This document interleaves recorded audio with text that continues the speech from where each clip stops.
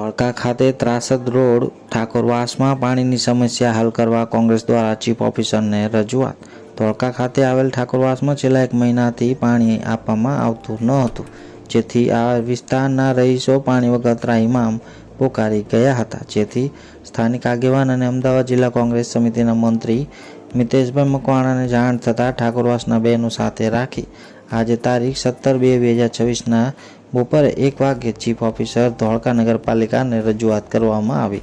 જેના પ્રત્યુત્તરમાં ચીફ ઓફિસરે જણાવ્યું કે પાણીની લાઇન તૂટી ગયેલ છે, 3 દિવસમાં પછી પાણી વિતરણ કરવામાં આવશે, જેથી સ્થાનિકોએ પાણીની લાઇન રિપેરિંગ ન થાય ત્યાં સુધી કોઈ અન્ય સુવિધા કરી આપવા જણાવેલ, જેથી ચીફ ઓફિસરે 2 ટાઈમ ટેન્કરથી પાણી આપવા પાણી ખાતાને સૂચના આપી હતી। આ રજૂઆત વખતે ધોળકા નગરપાલિકાના નેતા વિપક્ષ નૂરજહાં સૈયદ, ધોળકા શહેર કોંગ્રેસ સમિતિના પ્રમુખ દિનેશભાઈ મકવાણા, મ્યુનિસિપલ કાઉન્સિલર હનીફભાઈ મુનશી, પ્રવીણભાઈ જાદવ હાજર રહ્યા હતા।